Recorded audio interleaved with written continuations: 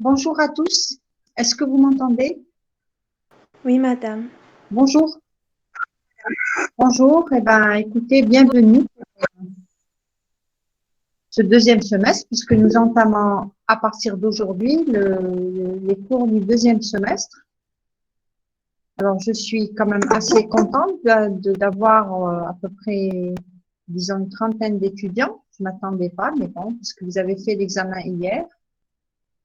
Et donc, nous allons poursuivre un petit peu par rapport à ce que vous avez acquis comme information ou comme données au premier semestre. Et ce deuxième semestre, normalement, il est un peu plus axé sur l'immunopathologie. Donc, nous allons entamer un petit peu. Au premier semestre, nous avons vu un petit peu la physiologie du système immunitaire, c'est-à-dire le fonctionnement du système immunitaire.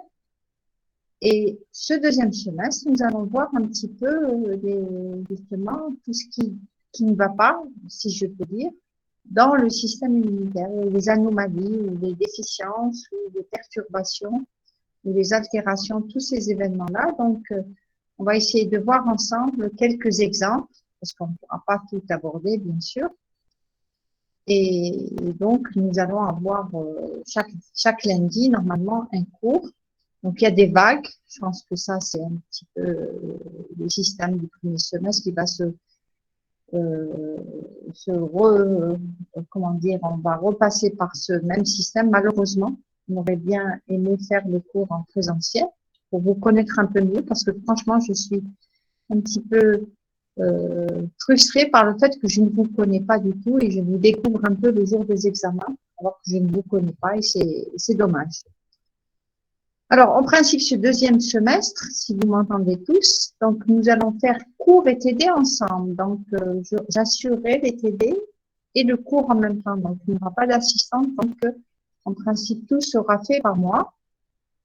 Alors, pour les TD, on va essayer malheureusement de garder le même système, c'est-à-dire, je vais essayer d'envoyer à votre camarade les thèmes d'ici peut-être demain et vous faites un petit peu la répartition comme vous avez fait au premier semestre. Donc, il va y avoir 6 thèmes comme au premier semestre.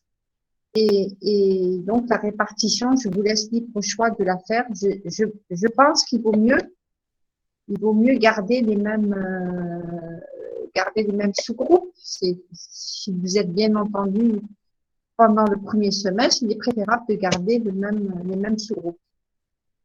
Vous m'entendez? Oui, madame. Oui, madame. Très bien. Parce que je vois qu'il y a des trucs bloqués ici.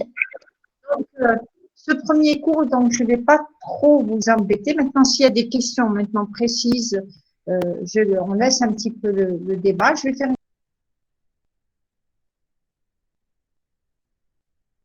Oui, il y a une petite coupure de connexion. Je ne sais pas si vous m'entendez.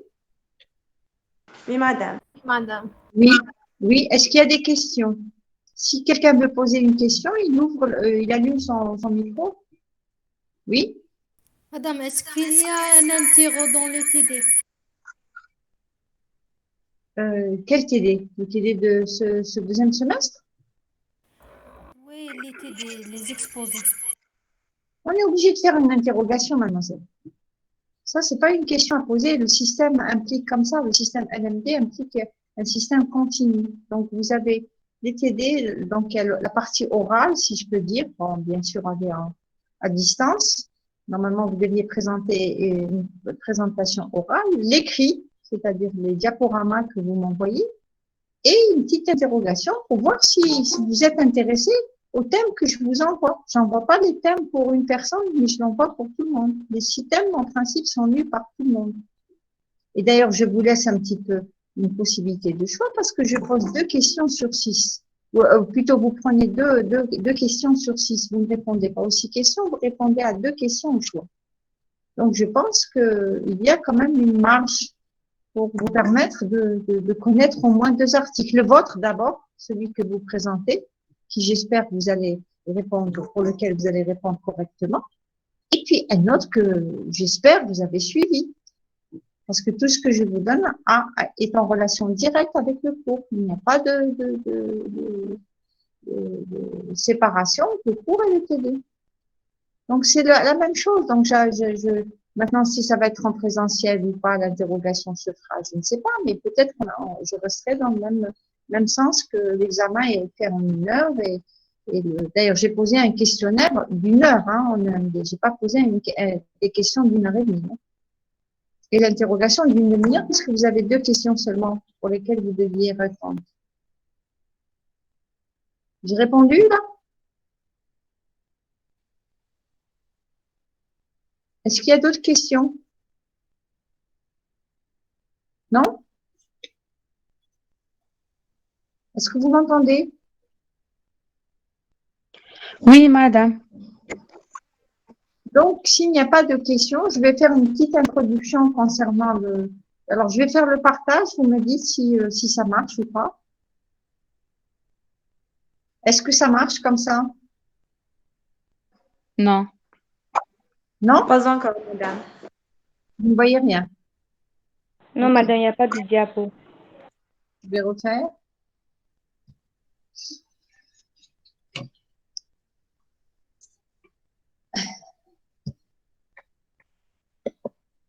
Est-ce que vous voyez comme ça? Pas Non, encore, madame. madame. Pas encore. Ah, ok. Je refais.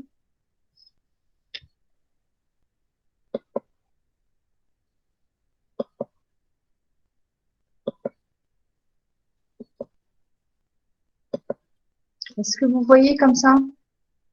Oui, madame. Est-ce que- Maintenant, oui. Oui, madame, il y a le Ah, diapo très bien. maintenant.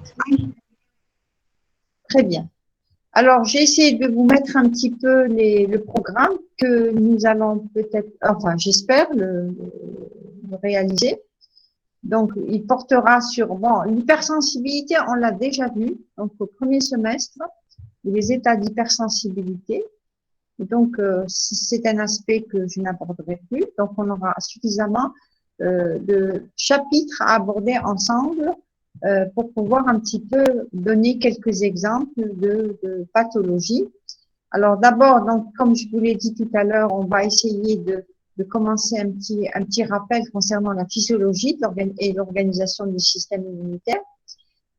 Ensuite, nous parlerons un petit peu concernant, donc en principe, il y a un cours qui sera fait concernant un petit peu ce qu'on appelle les anomalies héréditaires, et bien sûr les anomalies qui vont toucher le système immunitaire. Donc, ces anomalies peuvent se manifester par une délétion au niveau d'expression de certains gènes, bien sûr les gènes qui sont impliqués dans la réponse immunitaire, que ce soit des gènes, par exemple, les marqueurs de phénotypiques tels que les récepteurs par exemple des cytokines, tels que la déficience dans l'expression de certains fragments du complément.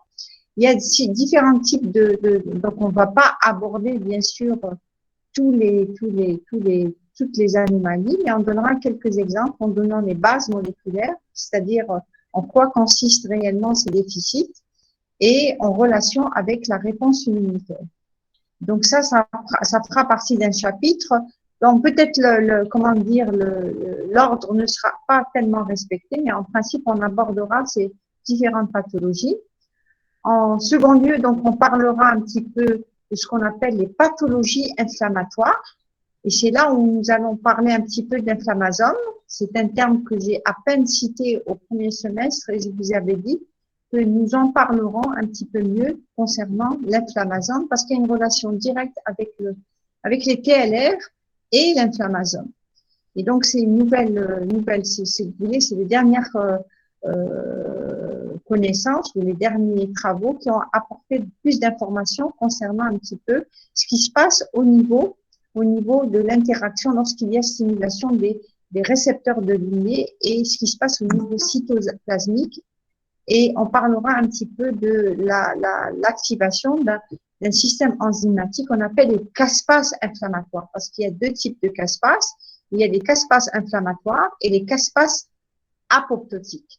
Donc, vous allez comprendre en quoi consistent ces éléments-là. Donc, nous aborderons les pathologies inflammatoires. Il y a quelques exemples. Donc, quand vous dites pathologie inflammatoire, ça sous-entend donc un déclenchement de la réponse inflammatoire. Quand on parle de réponse inflammatoire, c'est un petit peu la mise en activation de l'IL1, l'IL6, le TNF-alpha et comment va se faire la cascade un petit peu d'activation de ces cytokines pour induire un système inflammatoire continu, c'est-à-dire non régulé. Quand on parle de pathologie, bien sûr, l'inflammation est un processus normal, mais quand elle n'est pas régulée, d'accord, elle devient anormale, donc elle devient une pathologie. Donc on rentre dans ce qu'on appelle les maladies inflammatoires.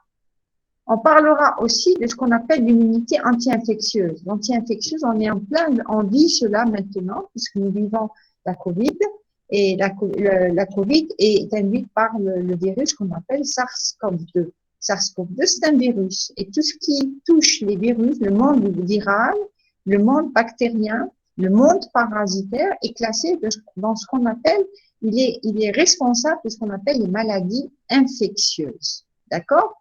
Donc, les maladies infectieuses regroupent tout ce qui a trait à l'implication de ce monde, si vous voulez, un monde un petit peu très vaste maintenant, surtout le monde viral, qui est en train de prendre un peu d'ampleur et il prend un peu plus de place dans le monde qu'il y a quelques années. Donc, on parlera un petit peu en quoi consiste justement cette immunité pour, si vous voulez, se protéger contre une éventuelle réponse immunitaire. Et donc, en principe, je vais peut-être donner, je l'ai donné l'année dernière, un thème différent de l'année dernière, bien sûr, concernant le SARS-CoV-2 et son implication dans la pathologie qu'on appelle la COVID. Donc, la COVID, vous savez très bien, COVID-19, c'est la maladie qui est induite par le virus qu'on appelle le SARS-CoV-2. Et donc, vous allez voir un petit peu par la présentation faite par un sous-groupe, en quoi consiste justement la réponse immunitaire anti-SARS-CoV-2, comment le système immunitaire subit ce qu'on appelle un emballement, c'est-à-dire qu'il y a tout un processus, et vous avez sûrement entendu parler de ce qu'on appelle le choc cytokinique, ou pas le choc, pardon, la tempête cytokinique.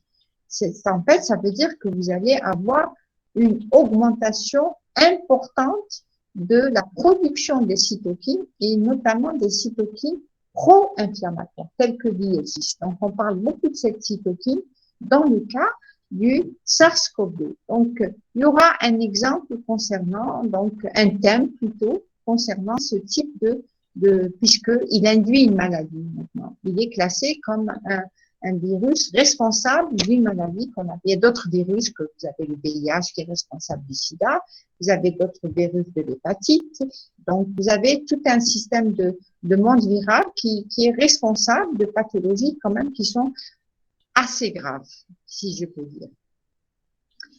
On va voir un petit peu le rôle un petit peu du complément en physiologie. Donc, vous l'avez vu, donc on va reprendre un petit peu la notion du complément. On en a parlé, vous l'avez vu en deuxième année. On en a pu parler en troisième année, peut-être un petit peu, mais pas beaucoup. Mais on va voir que son implication, parce que vous savez très bien que le complément est impliqué dans l'inné, dans la réponse innée, puisque vous allez avoir une activation dès qu'il y a formation d'un complexe antigène-anticorps. C'est ce qu'on appelle la voie classique. Et donc, à partir de là, vous allez avoir une cascade d'activation des différents fragments du complément pour aboutir à ce qu'on appelle au complexe d'attaque membranaire, qui est à l'origine de la lyse cellulaire. Et donc, s'il y a un déficit d'expression d'un de ces fragments, c'est-à-dire quand je dis déficit, donc notamment le C3, le C4, le C1, qui ont un rôle très important. Le C1 parce que c'est lui qui reconnaît le complexe antigène-anticorps, et le C3, il joue un rôle central dans les trois voies, c'est-à-dire la voie classique, la voie des lectines et la voie alterne. Donc, s'il y a une déficience dans l'expression, donc c'est pour ça qu'on s'intéresse, il y a beaucoup de maladies qui sont un petit peu liées à ce type de dysfonctionnement, soit par un dysfonctionnement, soit par un déficit d'expression. C'est-à-dire, il y a une anomalie dans l'expression du gène. Et donc, il peut être à l'origine de ce qu'on appelle les pathologies immunitaires. Donc, il y aura en principe un chapitre là-dessus. Ensuite, suivront bien sûr ce qui est répandu aussi, ce qu'on appelle l'immunologie des tumeurs, c'est-à-dire tout ce qui est pathologie cancéreuse. Et donc, la réponse immunitaire, comment elle va au départ s'installer et comment, si vous voulez, la tumeur, elle va échapper à la réponse immunitaire. Donc, elle devient pathologique. Et vous allez comprendre un petit peu comment une cellule ou un cancer s'installe au niveau d'un tissu, d'un organe ou dans un organisme vivant, c'est-à-dire qui sera à l'origine de l'apparition de ce qu'on appelle les cancers, parce que vous savez que les cellules tumorales, ce sont des cellules qui se multiplient de manière continue, sans contrôle, donc il n'y a pas de régulation, et cette régulation va échapper, bien sûr, au système immunitaire, et elle sera à l'origine un peu de ce qu'on appelle l'installation des cancers. Enfin, on suivra ensuite ce qu'on appelle l'auto-immunité, physiologie et pathologie. Alors, pourquoi physiologie? Vous allez me dire auto-immunité, physiologie. Vous savez très bien que ce qu'on appelle la sélection clonale, la sélection négative ou la sélection positive, ce sont des termes que vous avez déjà entendus dans le cas de, bien sûr, de l'ontogénèse, que ce soit l'ontogénèse T ou B. Donc, normalement, ce sont des cellules qui vont être éliminées de manière naturelle. C'est-à-dire, au contraire, l'organisme va éliminer tout ce qui va ne pas être toléré par l'homme. C'est-à-dire, éliminer des cellules qui ont mal exprimé leur récepteur ou les molécules du CRP. Et donc, de ce fait, vont être éliminées. Mais ce n'est pas toujours vrai, parce qu'il y a certaines cellules qui vont échapper et qui vont, à un moment donné de la vie d'une personne, à n'importe quel âge maintenant, on sait qu'il peut y avoir l'apparition de ce qu'on appelle des maladies auto-immunes. C'est-à-dire que l'organisme va développer des anticorps antigènes du soi. Quand on dit antigènes du soi, tout ce qui appartient à notre organisme, ça fait partie du soi. On peut appeler par exemple les marqueurs cellulaires comme étant des antigènes du soi, c'est-à-dire elles font partie du phénotype cellulaire. Et donc, c'est par exemple, vous voyez, dans le cas par exemple du diabète auto-humain, donc c'est une maladie, il y a le diabète auto-humain, il y a d'autres types de diabète. Donc le diabète auto-humain, quand on dit auto-humain, ça veut dire pendant à un certain moment de la vie de la personne, ça peut être à la naissance, ça peut être un peu au niveau de la croissance, pendant la croissance de l'individu, donc surtout chez l'enfant jeune, donc apparition de ce qu'on appelle des anticorps anticellules de Langerhans. Les cellules de Langerhans, ce sont les cellules productrices de l'insuline et donc qui sont à l'origine, bien sûr, de la régulation du glucose. Et donc, à partir de là, quand il va y avoir une attaque, si vous voulez, des cellules de Langerhans, donc il n'y a plus ou pas de production, peu ou pas, de production d'insuline, et donc il y a une dysrégulation métabolique qui sera à l'origine de l'apparition du diabète. Et donc, on va voir un peu quelques exemples ici. Il y a aussi d'autres maladies qu'on appelle la sclérose en plaques, la myasthénie. Donc, on avait parlé un petit peu lorsqu'on a mis les hypersensibilités et on a classé les maladies auto-immunes, étant donné que ce sont des maladies qui sont classées dans l'hypersensibilité généralement de type 3 parce qu'il y a formation de complexes auto-humains, c'est-à-dire il y a condensation de complexes antigènes anticorps qui seront à l'origine de l'altération des cellules. Enfin, on verra peut-être, je ne sais pas si on arrivera, je l'espère, à d'autres types de maladies, d'autres types pas de maladies, pardon, mais de dysrégulation du système immunitaire qui seront à l'origine de l'apparition de maladies. Parce que c'est la dysrégulation qui laisse, si vous voulez, la place à l'installation de maladies, telles que les déficits aussi, ce qu'on appelle les déficits primitifs et secondaires primitifs, c'est-à-dire à la naissance, ils naissent avec un déficit. Et donc, je ne sais pas si vous avez, ça, dommage, on n'est pas en présentiel, si vous avez entendu parler des enfants bulles, les enfants qui naissent avec une immunodéficience très, très sévère et qui n'ont pas le système immunitaire, donc on les met dans des chambres stériles parce que dès qu'ils sont en contact avec l'environnement, ils peuvent mourir. parce qu'ils ne développent pas. Et donc, on essaye de greffer, d'insérer des gènes déficients pour pouvoir, si vous voulez, prolonger la durée de vie de ces individus qui présentent, si vous voulez, à la naissance, ils naissent avec des déficiences touchant un petit peu le système immunitaire. La plus connue, c'était la déficience par rapport à l'expression de la chaîne alpha de l'IL2, du récepteur de l'IL2, ce qu'on appelle le CD25. Et cette déficience en expression était à l'origine, bien sûr, d'un déficit immunitaire très sévère. Et donc, mettant le pronostic, si vous voulez, la vie de la personne en danger. Donc, on les mettait dans des chambres stériles. Ça, c'était un petit peu la découverte qui s'était faite dans les années 70. Bon, vous n'étiez pas né, donc il y avait beaucoup de publications concernant ce type de pathologie. Et on finirait, si on arrive aussi, concernant l'immunité de greffe, puisque la greffe est une thérapie.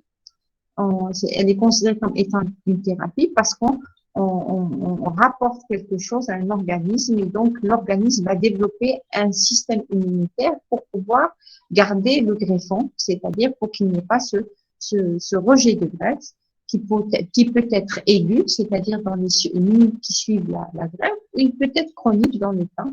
Il peut y avoir un rejet de greffe. Donc, on va voir comment s'installe, si vous voulez, le système immunitaire par rapport au greffon, c'est-à-dire par rapport, que ce soit une greffe d'organes, n'importe quel organe, cœur, foie, poumon, peau. Donc, c'est des greffes qui se font maintenant de manière rare, un peu plus courante que même donc la peau, vous avez sûrement vu concernant la peau, concernant différents types de greffes et qui sont rapportés dans les médias ou dans les publications internationales. Voilà un petit peu, si vous voulez, une petite introduction concernant seulement le contenu de la matière. Et donc, je pense, si vous m'entendez toujours, on va commencer un tout petit peu, vous faire montrer 3 ou 4 slides pour vous faire un petit rappel concernant la physiologie, parce que j'insiste sur ces termes-là, physiologie, et je vais faire un diaporama et vous me dites si vous voyez, bien sûr. C'est mieux pour vous, le diaporama. Voilà, on fait un dessin. Vous m'entendez toujours? Oui. Oui, madame. Très bien. Oui, madame. Ok, donc ça, si vous voulez, c'est en quelque sorte un petit rappel. Vous allez voir par le schéma ici, très simpliste, pour faire un petit peu l'interface entre l'inné, c'est-à-dire ce qui se passe réellement et que notre organisme est toujours en train de développer. Nous vivons comme cela, si vous voulez, donc puisque nous sommes dans un environnement très diversifié par rapport à tout ce qui est monde viral, parasitaire, polluant, tout ça, ce sont un environnement qui sera à l'origine, bien sûr, d'une activation du système immunitaire. Et donc, vous avez toujours cette notion d'interface entre l'immunité innée, donc je vous la montre ici, et l'immunité acquise ou adaptative. Et donc, c'est de manière normale, physiologiquement parlant. Donc, vous avez bien sûr cette rencontre il y a une rupture de la barrière, et donc il y a un pathogène, une rupture, que ce soit par une blessure ou autre, et vous avez bien sûr, ça c'est ce qui se passe qui vient de l'extérieur. Par contre, notre organisme, bien sûr, vous savez que par l'exemple le plus simple, je vous ai dit, la durée de vie d'une cellule immunitaire est limitée dans le temps. C'est quelques heures, par exemple, pour une neutrophile. Et donc, ces cellules vont mourir par apoptose. Et donc, elles vont laisser ce qu'on appelle des cellules. Donc, on va avoir des cellules apoptotiques ou des fragments apoptotiques, puisque ça va être fragmenté. Et donc, ces fragments apoptotiques, donc c'est ce qui se passe à l'intérieur, puisque notre organisme, il nettoie, il se renouvelle. Donc, c'est perpétuellement, les événements se passent comme ça. Donc, bien sûr, ces corps apoptotiques ou ces cellules apoptotiques sont reconnus par les CPA de manière générale. Et donc, ces CPA vont les transformer. Elles vont subir, bien sûr, cette notion de migration. Donc, les phagocytes vont phagocyter. Ici, on a présenté dendritique et macrophages. elles vont migrer avec la circulation sanguine, elles vont subir des différenciations. Et à partir de là, bien sûr, le système immunitaire ou la réponse adaptative se met en route. D'accord? Donc, vous allez avoir un petit peu la différenciation des cellules qui est très importante pour ce qu'on appelle la notion effectrice qui j'espère, vous l'avez comprise maintenant, effectrice par rapport à l'expression. Elles vont devenir effectrices parce qu'elles vont exprimer beaucoup, comment dire, elles vont exprimer des phénotypes un peu différents des autres. Elles sont communes, les LT auxiliaires, puisqu'elles dérivent toutes. Le LT auxiliaire est une LT centrale dans la différenciation. Donc, on passe toujours par cet événement LT4. Que ce soit LT8 ou LT ou LTB, on passe par l'auxiliaire. Elle est très importante dans la différenciation. Quand il y a une cytotoxicité, systématiquement, elle passe par les LT4. Et ce qui fera la différence, qu'elle deviendra effectrice LT8, elle va exprimer des marqueurs cellulaires différents dans le sens, dans la surexpression. Elle sera plus donc vous avez très bien fait, elle est LPCD8, mais en même temps, elle aura un phénotype de sécrétion de perforine granzyme plus important que la LPC4. Donc, elle va, si vous voulez, cette cellule, elle se met en activation par rapport, bien sûr, aux signaux de transduction, parce qu'il faut qu'elle subisse les signaux de transduction pour activer les facteurs transcriptionnels qui seront à l'origine de l'expression des protéines. Quand on parle de facteurs transcriptionnels, et ça je le rappelle tout le temps, facteurs transcriptionnels, ça veut dire que vous allez avoir des transcrits qui vont s'exprimer, et les transcrits qui vont être exprimés, ce sont des protéines. Ce sont ces protéines-là. Tout ce qui est médiateur lipidique, c'est d'autres voies. Il y a d'autres voies qui vont être impliquées et qui vont impliquer surtout ce qu'on appelle les enzymes membranaires, telles que les phospholipases, C, les phospholipases A. Phospholipase A est très impliquée dans les médiateurs lipidiques tels que les prostaglandines et les leucotriènes. Je pense que vous les avez beaucoup plus vus dans les modules de pharmaco et de signalisation, donc beaucoup plus prononcés par rapport à l'expression de ces médiateurs lipidiques, puisqu'on les aborde pas beaucoup en immunologie, je les ai abordés seulement concernant l'hypersensibilité de type 1. Et vous avez bien sûr les LT8, et là, les LB, pardon, les LT8, les LB, bien sûr, qui vont se différencier, ils vont créer ces clones par rapport à l'expression par rapport, donc il va y avoir une différenciation de clones. Alors, les clones, parce que vous avez des anticorps qui vont être exprimés par rapport, ils vont être spécifiques à différents types d'antigènes. Donc, c'est pas, quand on a une réponse immunitaire, ne pensez pas que la réponse immunitaire, elle va se limiter à un seul antigène, pardon. Mais on est toujours en contact avec plusieurs types d'antigènes. Donc, les anticorps qui se produisent, qui sont produits par rapport à l'activation de B, vont être spécifiques à ces anticorps. Donc, on va avoir ce qu'on appelle des clones plasmocytaires. Et bien sûr, ce qui est important dans le contexte de l'immunité acquise, on a cette notion de mémoire qui se développe et qu'on essaye de rebooster normalement un deuxième contact permet de reconnaître un petit peu l'antigène lorsque les anticorps, bien sûr, persistent dans la circulation. Mais malheureusement, vous l'avez sûrement entendu parler, dans le cas du SARS-CoV-2, ces anticorps ne persistent pas. C'est pour ça qu'on demande de faire une vaccination, une deuxième, même une troisième, pour pouvoir rebooster le système immunitaire. Donc, vous voyez bien que ça, c'est le classique, c'est ce qui devrait se passer. Mais il y a des particularités, d'accord? Puisque vous savez très bien que les sciences, et ça aussi je l'ai déjà dit, c'est pas les sciences biologiques, ce sont pas des sciences exactes, c'est pas des sciences mathématiques. Le modèle est là, mais ce n'est pas tous les antigènes qui répondent à ce type de de modèle, si je peux dire. Donc, il faut rebooster pour recréer cette notion de mémoire est très importante dans le système immunitaire et c'est ça qui nous protège. C'est qui nous protège un petit peu des pathologies et d'autres altérations tissulaires. Donc, très importante au développement de la mémoire. Donc, ça, c'est un petit peu, c'est pour ça que je vous ai dit, on reprendra un petit peu le classique. Est-ce qu'il y a des questions concernant ça?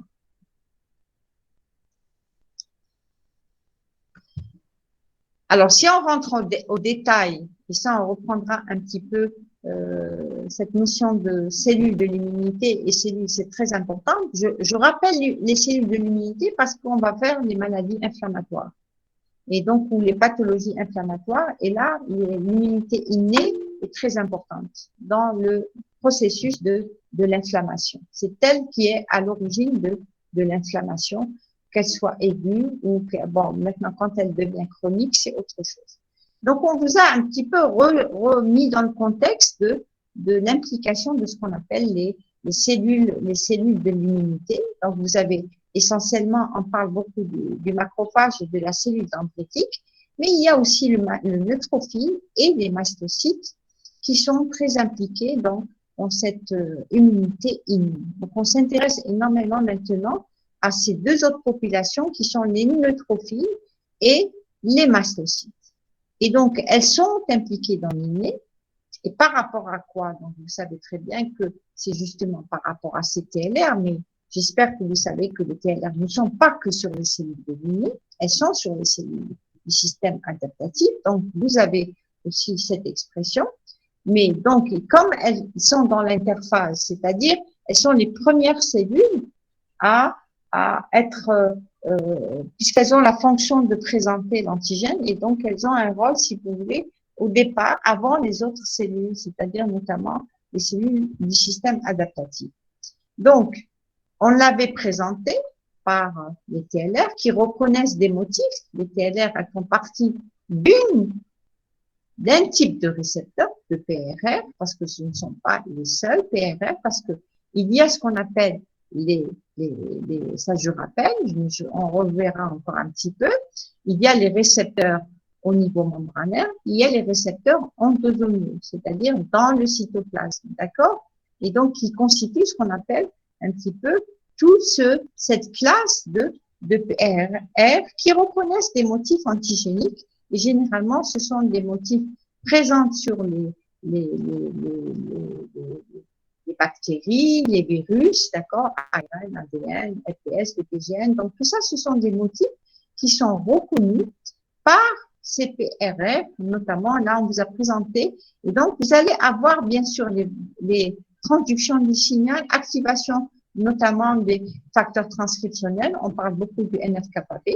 On en parlera encore pour, bien sûr, transcrire et exprimer des protéines, donc libérer des intermédiaires ou des médiateurs, ce qu'on appelle des médiateurs inflammatoires. Donc là, vous allez avoir des enzymes.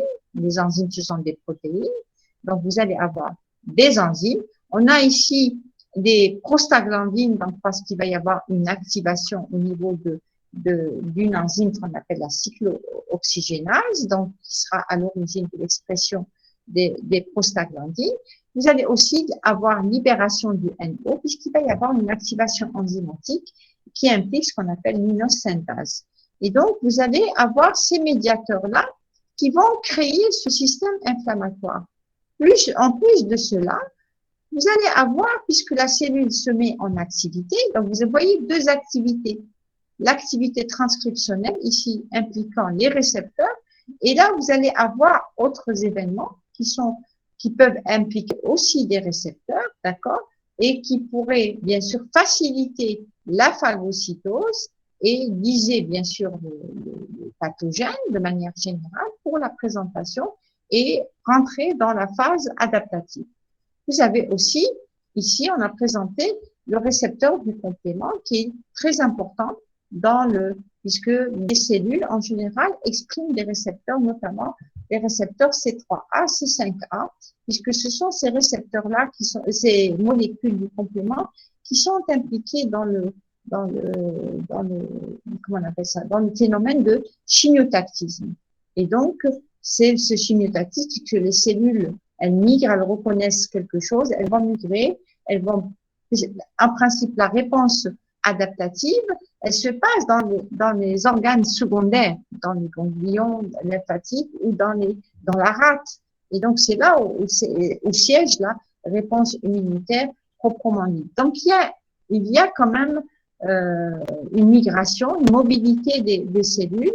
Et en même temps, vous savez très bien qu'il y a cette notion de plasticité des cellulaires qui est liée, bien sûr, à leur adaptation dans un environnement donné. Donc ça, c'est peut-être que j'en rappellerai encore. Donc, l'immunité ici, production de molécules de l'immunité permettant l'activation de l'immunité adaptative. Donc, on va avoir aussi plus d'expression de molécules de HLA ou de CMH, production de molécules co-stimulatrices, c'est ça qui va donner un nouveau phénotype, parce que au départ, la cellule CPA, elle est considérée comme une cellule qui va reconnaître, qui va se mettre en activité de transformation par rapport à son phénotype et par rapport au pathogène qu'elle a phagocyté. Et donc, faciliter un petit peu ce phénomène de présentation de l'antigène par des molécules de CMH aux cellules T.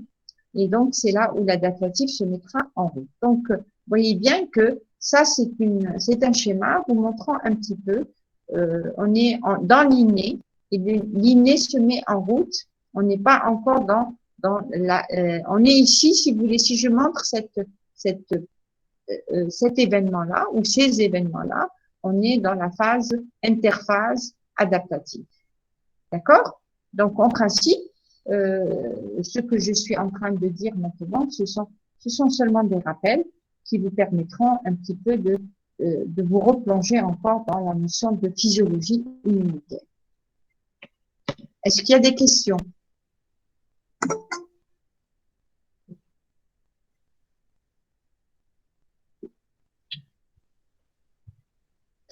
Est-ce que vous m'entendez?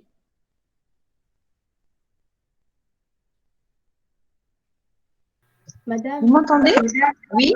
Oui? Oui, madame. j'ai une question. Ah, oui, je vous écoute. Pour la diapo précédente. Oui.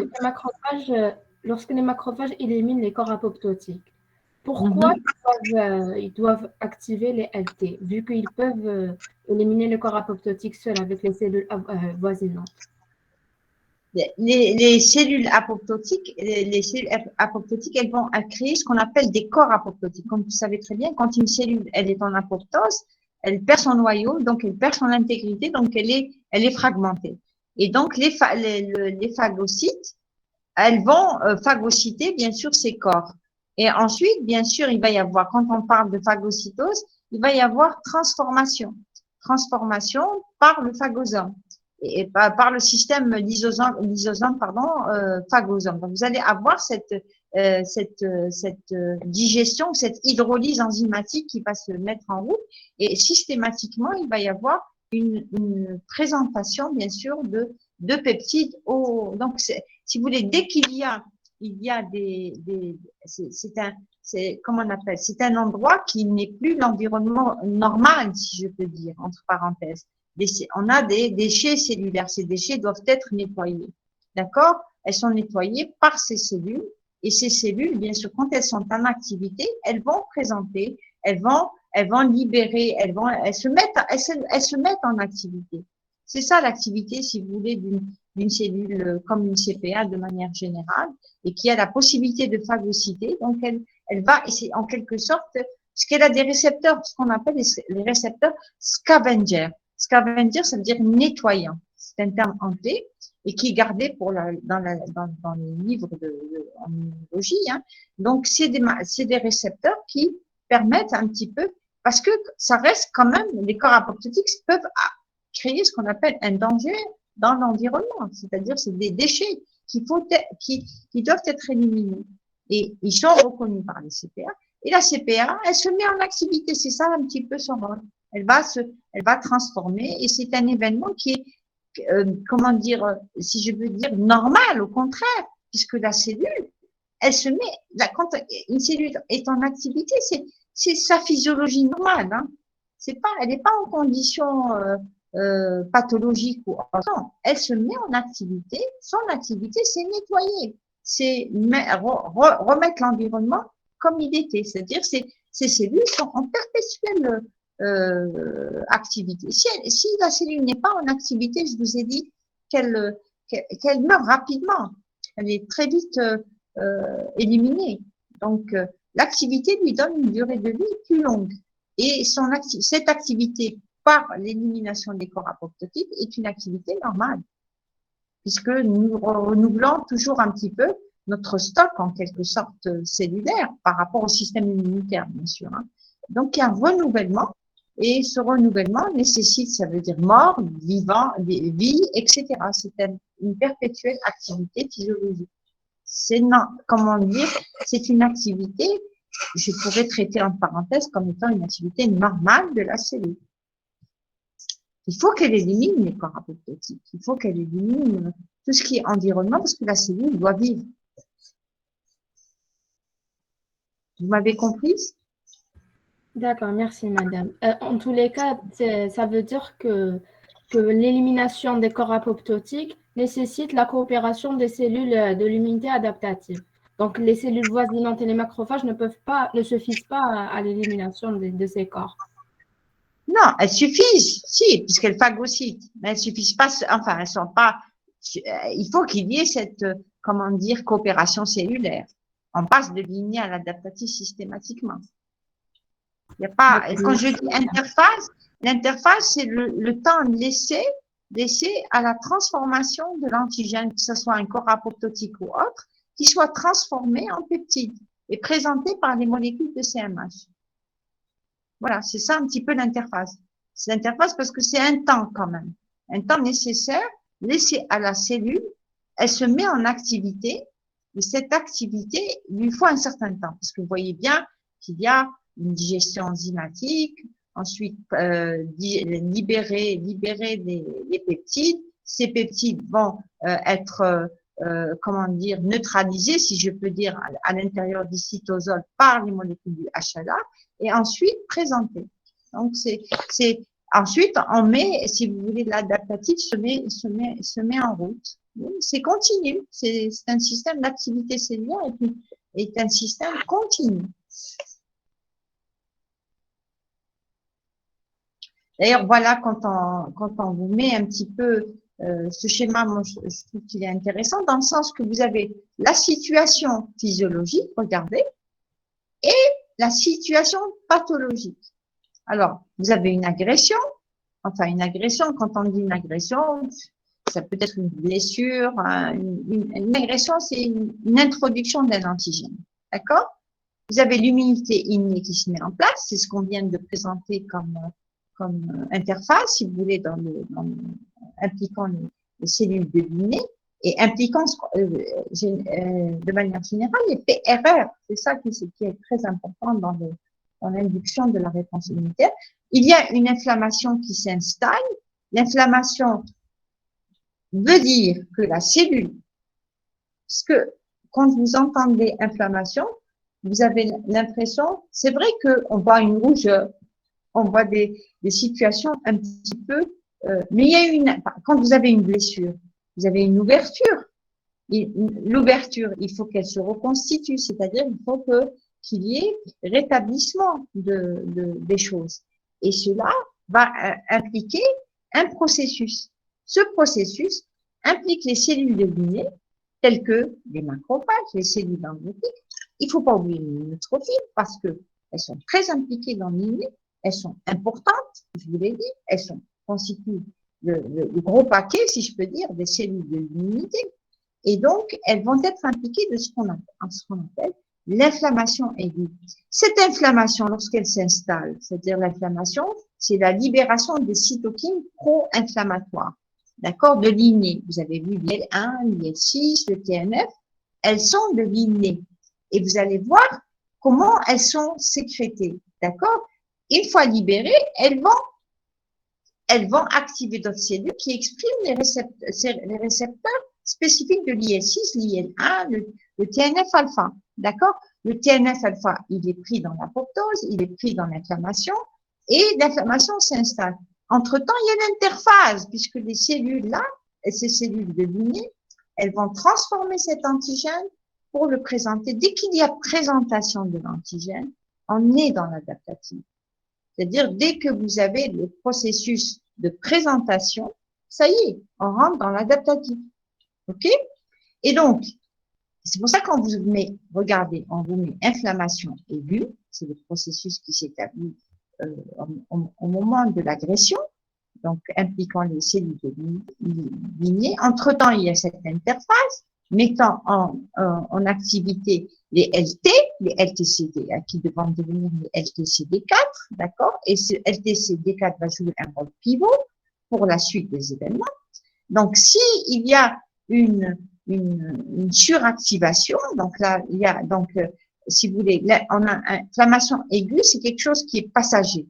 Quand elle est chronique, elle persiste dans le temps, d'accord? Donc, l'implication des cellules bélignées avec les cellules de l'adaptative vont, bien sûr, transformer cette inflammation aiguë en inflammation chronique. Mais attention, lorsque l'inflammation chronique ou l'inflammation aiguë sont en excès, quand on dit en excès, ça veut dire qu'il n'y a pas de régulation de ces deux types d'inflammation, d'accord? Il y a bien sûr des maladies inflammatoires, et c'est ce que nous allons voir dans le prochain, parce que j'ai voulu faire les maladies inflammatoires avant. Donc, c'est les maladies inflammatoires qui vont s'installer, d'accord? Il peut y avoir réparation, d'accord? Comme, bien sûr, il peut ne pas y avoir de réparation. Dès qu'il y a cette limite, regardez, qui est dépassée, la situation pathologique s'installe. Vous voyez bien que vous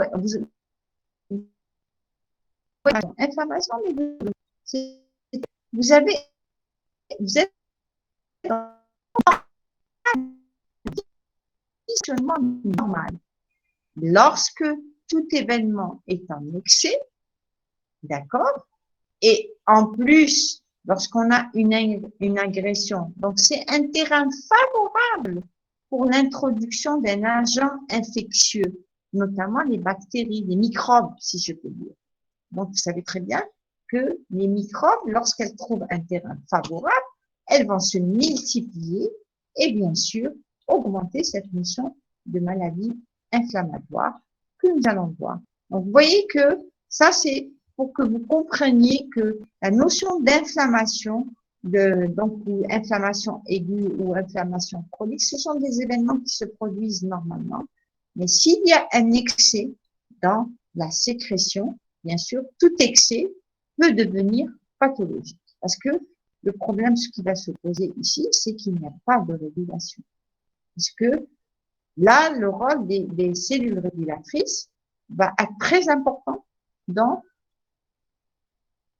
justement, pour éviter cette rupture, c'est-à-dire pour éviter cette installation d'une situation pathologique. Parce que de l'immunité adaptative, nous allons bien sûr avoir, voilà, regardez, un balancier. Vous avez l'habitude de voir des balanciers dans la réponse immunitaire, mais là, c'est dans le balancier, puisque nous sommes dans les immunopathologies. Tout ce qui est excès, il peut y avoir des déséquilibres par rapport à deux événements majeurs, si je peux dire. Donc, et des maladies ont été classées, si vous voulez, dans ces événements-là, dans ces déséquilibres du système immunitaire, soit par défaut, puisque nous n'exprimons pas, soit par défaut, ça veut dire qu'il y a un déficit, quand on dit défaut, et vous comprenez ce que ça veut dire déficit, ça veut dire manque, il ne s'exprime pas, d'accord? Donc, soit par un défaut, donc c'est pour ça qu'on vous a mis ici, les différentes maladies sont liées à deux types de mécanismes. Certains sont d'origine génétique, d'accord? Et d'autres, bien sûr, multifactoriels, c'est-à-dire il y a plusieurs facteurs qui seront à l'origine du développement de maladies, que ce soit inflammatoire, que ce soit auto-immun ou autre, d'accord? Parce lorsqu'on donne un tableau, quels sont les éléments déclenchants?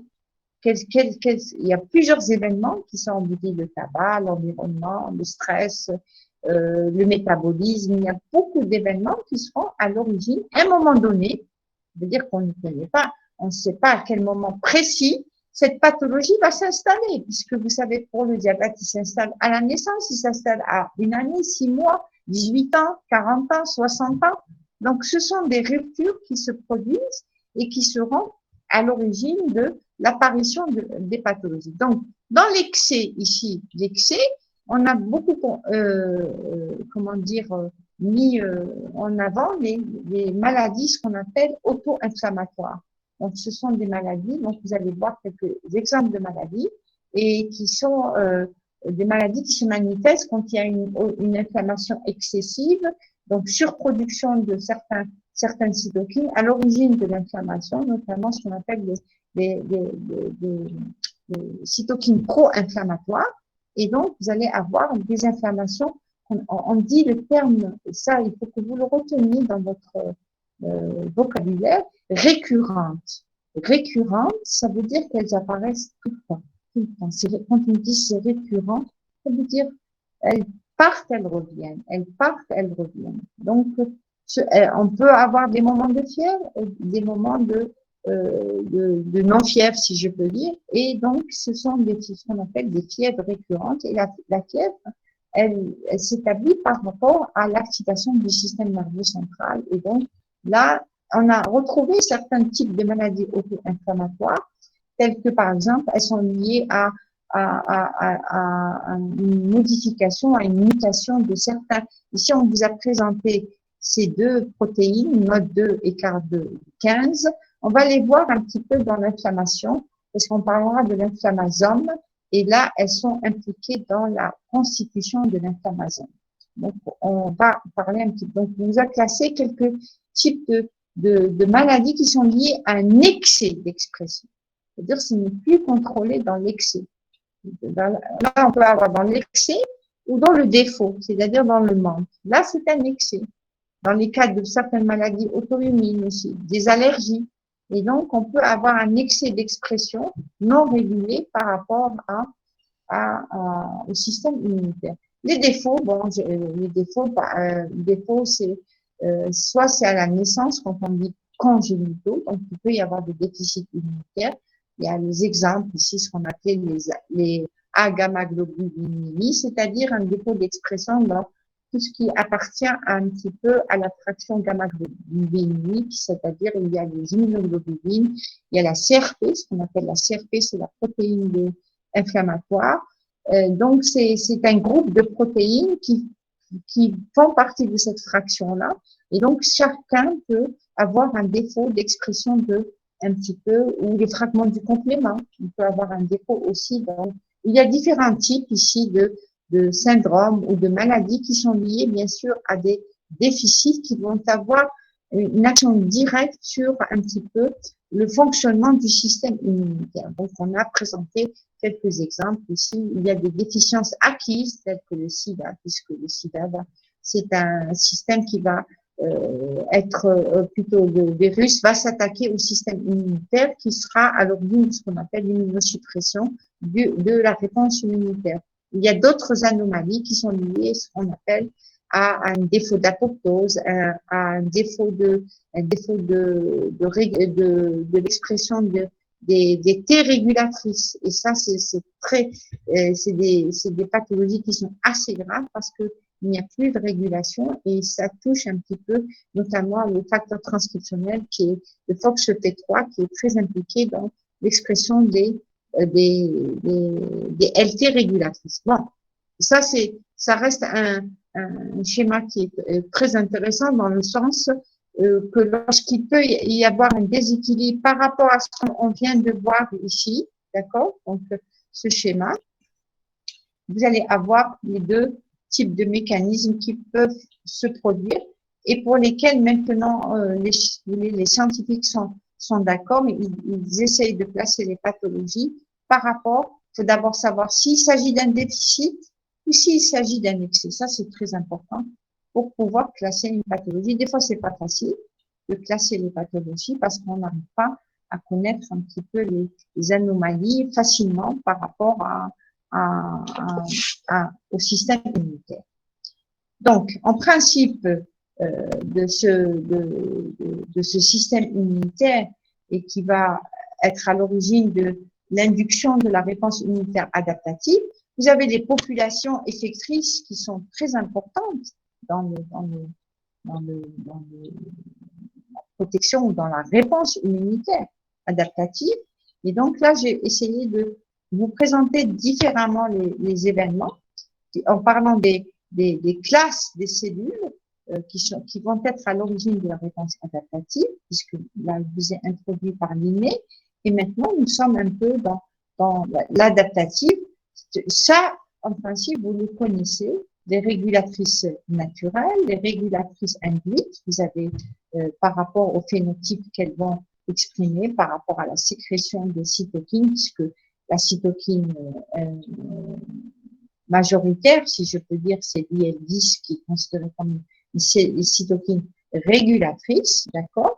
Et donc, vous allez avoir, bien sûr, ces populations-là, régulatrices, qui vont agir sur ces deux populations, TH1, TH2, d'accord? Par, justement, modifier cet environnement. Donc, sécrétion dans l'IL-10 qui va réguler la synthèse de LTH1, donc elle va réduire l'activité en inhibant l'IL-12, puisque vous savez que l'IL-12, elle est à l'origine de la différenciation des FTCD4 en LTH1.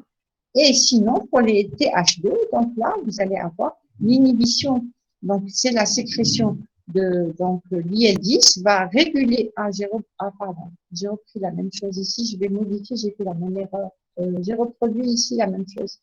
Donc, je vais vous corriger ce tableau qui est mal en principe. Donc, pour réguler TH2, donc on va, l'IL-10 va agir sur TH2, elle va pas agir sur TH1, bien sûr, elle va agir sur TH2 en inhibant la sécrétion de l'IL4, bien sûr.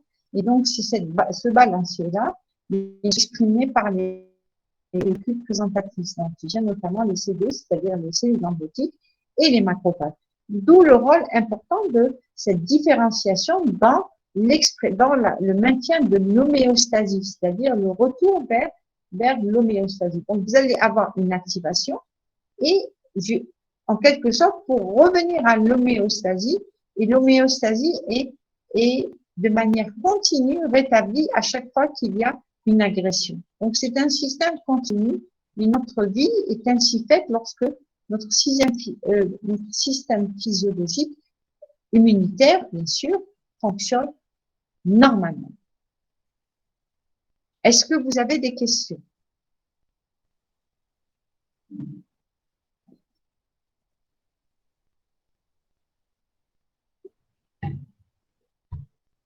Est-ce que vous m'entendez? C'est toujours la même question que je... Oui?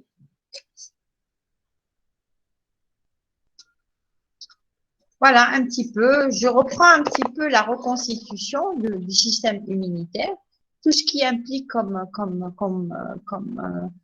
immunostimulation, c'est-à-dire notre système, il est toujours dans le sens actif et bien sûr, il reconstitue tout ce qui est manquant.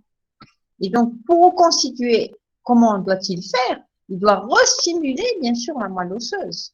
Et donc, la moelle osseuse, dès qu'il y a une rupture de sang, c'est-à-dire un manque dans les populations immunitaires, donc il va y avoir cette notion de reconstitution pour qu'il y ait, vous savez très bien que c'est la moelle osseuse qui est le siège du renouvellement, bien sûr, de toutes les cellules de l'immunité qui vont reconstituer les organes secondaires. Donc, c'est un événement permanent qui se fait. Et donc, il y a la reconstitution du système défaillant. Soit il est bien sûr naturel, d'accord? Donc, c'est ce qui se passe de manière physiologique. Par contre, s'il y a des pathologies qui se placent quelque part chez les personnes qui ont un système immunitaire soit déficient, soit qui fonctionne en excès par rapport à une situation en excès. Donc, on fait ce qu'on appelle des thérapies, soit des thérapies cellulaires. Donc, quand on dit cellulaire, c'est-à-dire qu'on apporte des cellules manquantes. Ça, c'est un petit peu ce qui se passe dans le cas, par exemple, des greffes. greffe au niveau de greffe de la moelle osseuse, par exemple, quand on fait une greffe de la moelle osseuse, dans le cas des leucémies, donc on reconstitue, si vous voulez, le stock cellulaire d'une personne qui a une déficience ou un manque dans l'expression de certaines cellules immunitaires, donc ce qu'on appelle les thérapies cellulaires. Il y a aussi ce qu'on appelle les thérapies géniques. Vous avez entendu parler de ces deux mots, donc vous allez mieux comprendre un petit peu la technologie, si je peux dire, des thérapies cellulaires et des thérapies géniques en M2. Donc, vous allez avoir des modules concernant ces deux types de thérapies. Thérapie génique, c'est-à-dire qu'on essaye soit de modifier le gène, d'accord, puisque c'est le gène qui a muté, d'accord, puisque vous savez qu'il peut y avoir des mutations somatiques ou d'autres types de mutations qui peuvent surgir et donc de manière non contrôlée, soit apporter des gènes manquants, d'accord, ou déficients pour pouvoir un petit peu traiter. Donc, c'est des choses, c'est des traitements qui sont un petit peu plus, qui se développent beaucoup plus actuellement, bien sûr, tout en développant, bien sûr, les thérapies médicamenteuses classiques, mais les thérapies cellulaires et géniques, elles sont développées. Ce sont des thérapies particulières. Pourquoi? Parce que elles sont ce qu'on appelle, ce sont des thérapies adaptées à chaque individu. C'est-à-dire qu'on ne peut pas généraliser ces thérapies pour tout le monde parce que chaque individu a sa spécificité par rapport à, justement, à ses déficits. Et donc, on est obligé de faire ce qu'on appelle des thérapies à la carte. À la carte, c'est-à-dire personnalisées ou individualisées. Et donc, ce sont des thérapies qui sont assez lourdes, assez chères et qui demandent une technologie un petit peu poussée.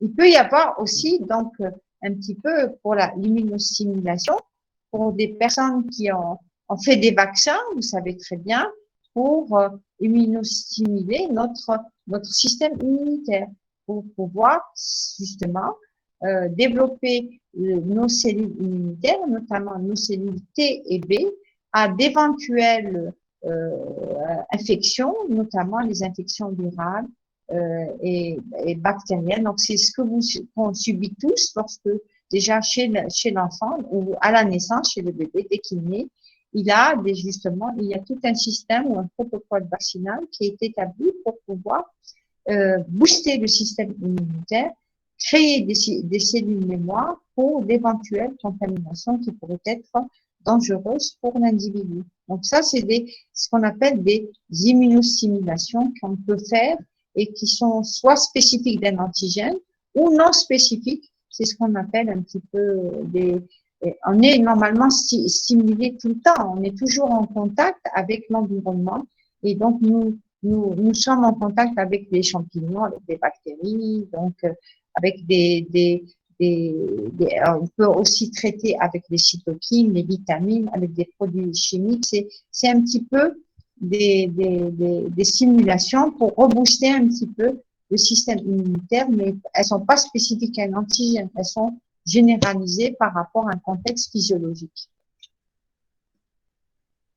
Donc ça, c'est un petit peu les traitements. C'est ce que je viens de dire. Les vaccins sont préventifs et curatifs, puisque lorsqu'on parle un petit peu de traitement des déficits, c'est ce que j'ai parlé un petit peu dans le cas des thérapies cellulaires et des thérapies géniques. Il y a aussi ce qu'on appelle la prévention par les vaccins ou curatif. Parce que quand on parle de vaccinothérapie ou d'immunothérapie, d'accord, ce sont des termes maintenant qu'on utilise dans le cas de la prévention, mais aussi dans le cas des traitements. Parce que quand on parle d'immunothérapie, c'est-à-dire apporter des éléments du système immunitaire, tels que par exemple les anticorps, et donc on les injecte à un individu pour traiter, pas seulement pour prévenir, d'accord?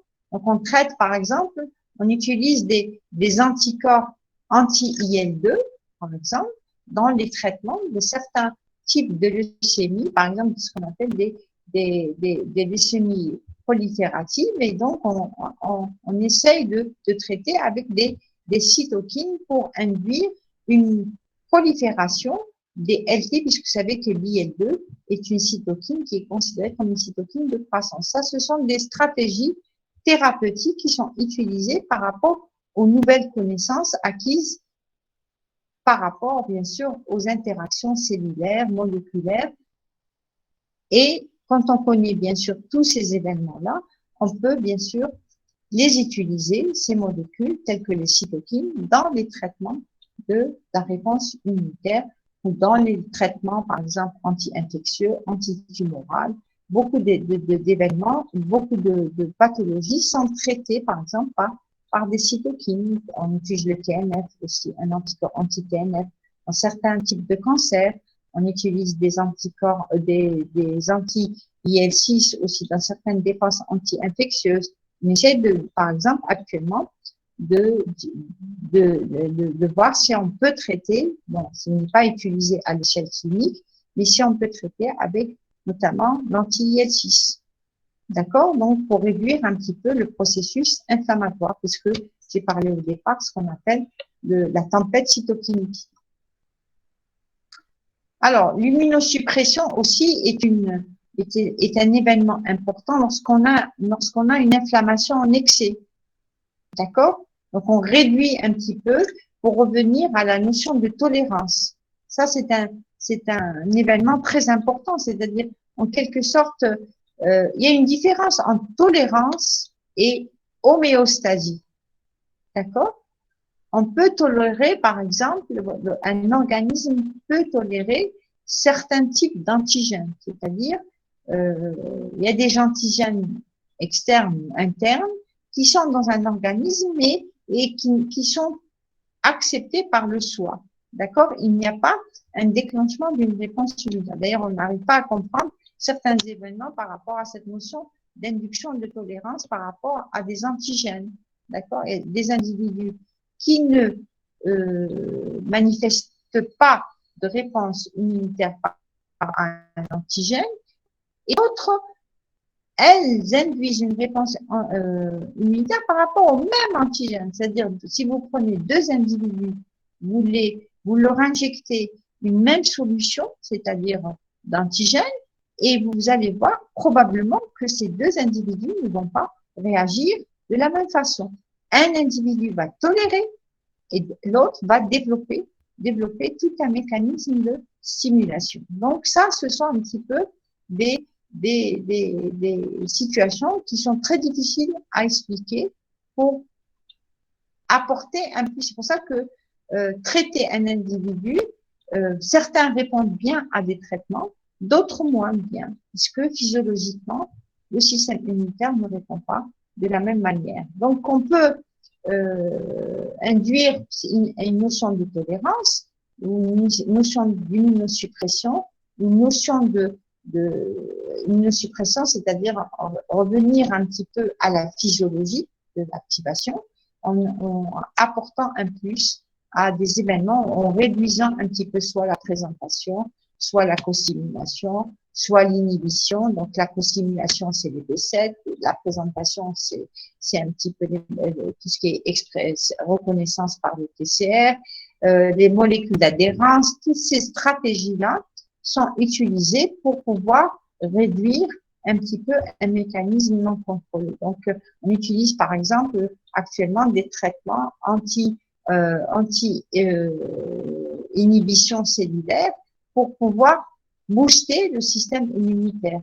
On utilise par exemple, on essaye de voir un petit peu dans le cas, par exemple, des greffes, ici, l'immunosuppression, dans le cas des greffes. Vous savez que lorsqu'on greffe un organe, le système immunitaire, notamment les LT cytotoxiques, peuvent justement rejeter le greffon.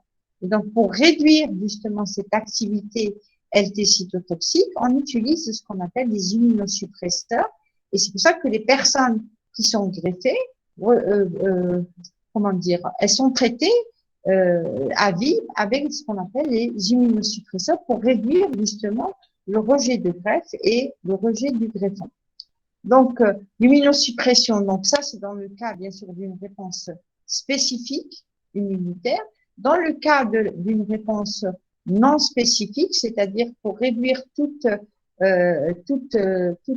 suractivité, d'accord, de manière générale. Donc, on cible pas.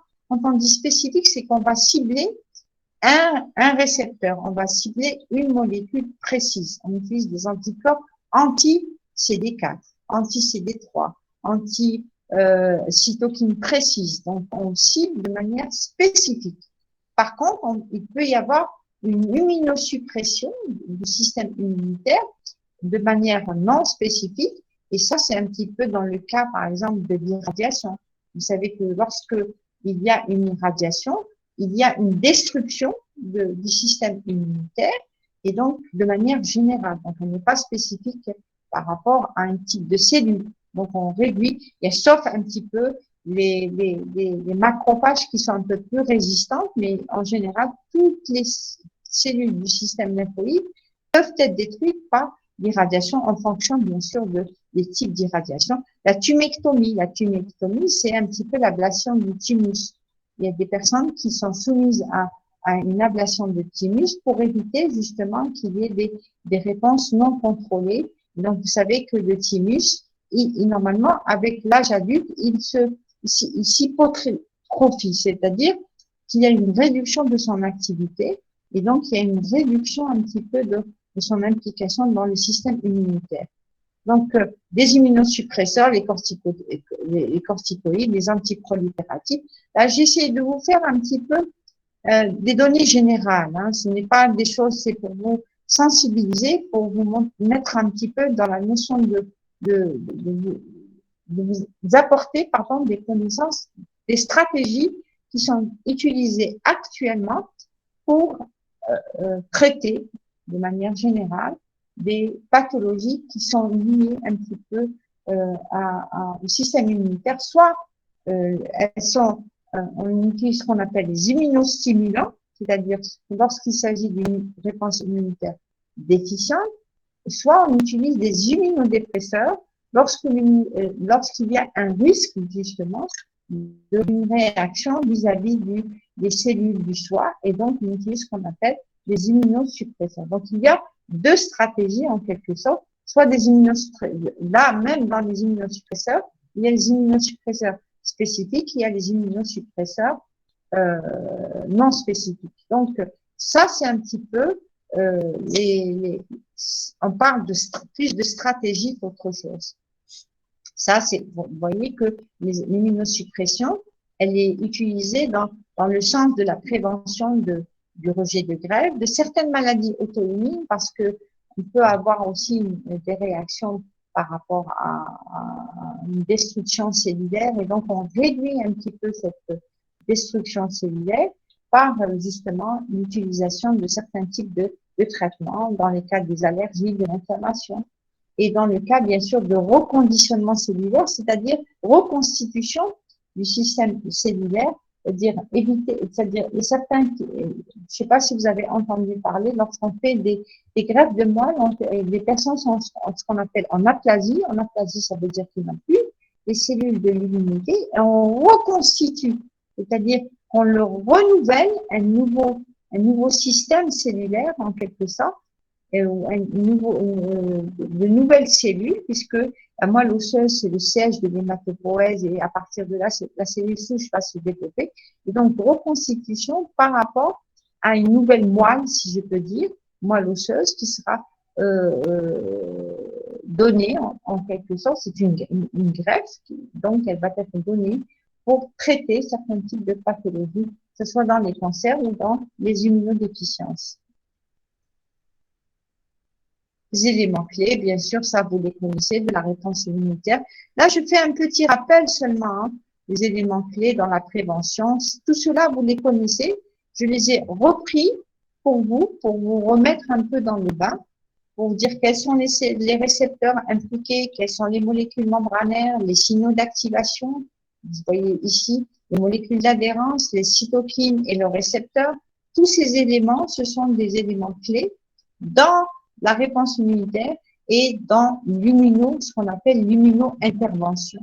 D'accord? C'est les termes qui sont utilisés pour montrer que notre système immunitaire, il intervient à tout moment. Ça, c'est les rappels, le rappel du TCR avec son corécepteur, ainsi que le PCR, et les réactions de transduction, les différents événements. Donc, toutes ces protéines-là sont importantes. Et ne pensez pas que chaque individu à ce système-là classique pour lesquels on est protégé et notre système cellulaire se met en route. Il y a des personnes qui peuvent avoir des déficiences dans n'importe quel type de gène, puisque tout cela, ce sont des protéines et qui sont apportées par un génome. Et ce génome, est-ce qu'il va exprimer ces protéines ou pas? Et donc, un défaut dans les réactions de transduction par rapport à ces protéines kinases que vous connaissez à 70. Vous avez entendu parler de la LCK, et c'est une protéine de la LCK, ce qu'on appelle la P56, la voie des RAS, la voie des MAP kinases, le BAG que vous connaissez. C'est cette voie-là que qu'on a traité ensemble pour vous montrer comment se fait un petit peu l'implication de ces, notamment ce NF-kappa B, il a un rôle très important dans l'inné et bien sûr dans l'adaptatif. Donc, on le retrouve un peu plus dans tous les événements et donc on s'intéresse beaucoup à ce facteur transcriptionnel actuellement pour essayer peut-être d'apporter un plus dans les thérapies, notamment les thérapies inflammatoires. Activation lymphocytaire, donc comment se fait l'activation, l'induction, l'activation. Tout ça, ce sont un petit peu les choses que vous connaissez jusque-là. J'ai repris pour vous montrer. Et donc, j'introduirai un petit peu ces nouvelles cellules. Elles sont pas si nouvelles que ça. On en a parlé, mais je les rappellerai parce qu'elles sont très importantes dans la cytotoxicité. Ce sont des NKT et ce sont des cellules de lignée. Et donc, quand on s'intéresse à lignée, on va s'intéresser à tous les éléments de lignée. Donc, les NKT, qui sont un petit peu particulières puisqu'elles ont des récepteurs, de T et de NK. Et donc, on en a parlé un peu. Et elles sont très importantes comme sentinelles, cellules sentinelles de lignée. Elles ont cette possibilité de reconnaître, de reconnaître bien sûr des cellules, des peptides, présentés, d'accord? Et elles sont aussi la possibilité de reconnaître des cellules transformées. Et c'est ça, c'est un plus, puisque une cellule qui subit des transformations va être reconnue par les LT, par les NKT, elle va être reconnue bien sûr par les NK. Et les LT gamma delta, elles sont un petit peu particulières par rapport aux LT, les LT classiques, si je peux dire, qu'on a appelé alpha bêta. Donc c'est pour ça qu'on vous a dit, ce sont des cellules protectrices antitumorales, puisqu'elles sont impliquées dans l'immunosurveillance antitumorale, parce que la cellule tumorale, elle subit des transformations. Donc, ces cellules-là, elles vont exprimer les récepteurs KIR, et donc, elles peuvent être en activité, et donc, elles peuvent maintenir l'homéostasie. Elles régulent l'auto-immunité, les infections, l'inflammation.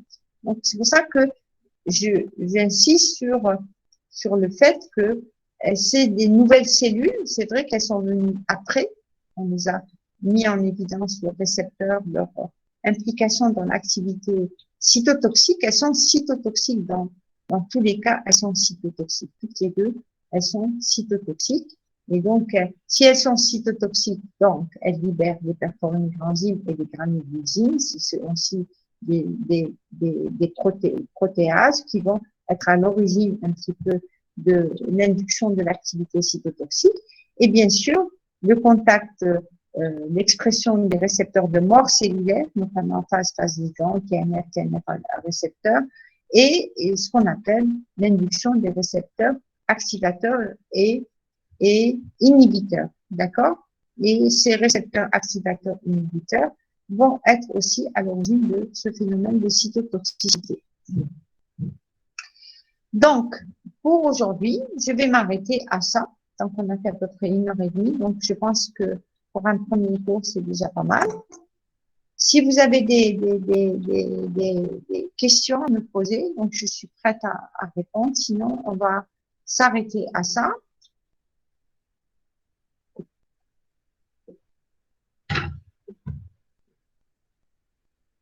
C'est clair, madame. Très bien. Donc, je répète encore une fois, les thèmes, je les enverrai d'ici demain ou plus tard. OK? Donc, je suis en train de resélectionner, d'essayer de modifier par rapport à l'année dernière, de réactualiser un petit peu les choses. Donc, il va y avoir 6 thèmes. Et donc, ils vont être envoyés pour les groupes. Et j'enverrai bien sûr, comme d'habitude, à votre délégué de section qui vous transmettra et je compte sur vous un petit peu sur la répartition. Donc, ce mercredi qui est prévu normalement pour les TD, donc on fera pas TD, bien sûr. Donc, je laisserai le temps aux personnes qui pourraient présenter le thème numéro 1 qui sera programmé pour la semaine d'après. Si ça vous convient, donc vous me dites bien sûr si vous êtes prête pour la semaine d'après concernant la présentation. Donc ça, c'est le contact avec votre délégué qui me permettra de savoir si les choses ont été faites correctement ou pas. Est-ce que vous êtes d'accord? Oui, madame. Très bien. Donc, je vous dis bonne. Donc, dès que je termine bien sûr la correction des examens, je transmettrai j'attendrai aussi les résultats de l'interrogation pour vous donner tout le PV résultats EMD et TD. D'accord? Donc, j'espère d'ici la fin de semaine, si tout va bien. D'accord? D'accord, madame. Ok. Eh ben, bonne journée. À bientôt. Merci également.